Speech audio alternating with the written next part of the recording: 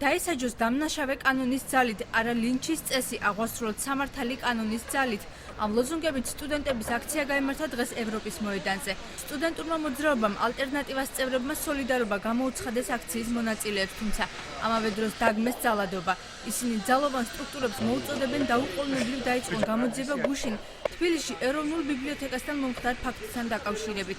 სტუდენტური მოძრაობა შინაგან საქმეთა სამინისტროს 26 მაისის აქციის დარბევის გამოძიებას და დამნაშავეების დასჯას თხოვს. ჩვენ ვაპროტესტებთ კონკრეტულად იმას, რომ სახელმწიფოში არ უნდა ხდებოდეს ლინჩის წესით ადამიანების გასამართლება, არსებობს გარკვეული სამართლებრივი ნორმები, რომლის მიხედვითაც უნდა დაიშალონ დამნაშავეები, უნდა დაისაჯონ. რაც შეეხება ჩვენ გვესმის იქ ყოფი ადამიანების, კერძოდ აქციის მონაწილეების, მაგრამ სახელმწიფომ უნდა უზრუნველყოს ისე საჯარო პირი, რომ მისი ფიზიკური ლიკვიდაცია არ უნდა მოხდეს. კონკრეტულად ამ ფაქტთან დაკავშირებით შეიკრიბა სტუდენტური მოძრაობა ალტერნატივა და ნებისმიერ მსურველს შეუძლია შემოგვიერთეს.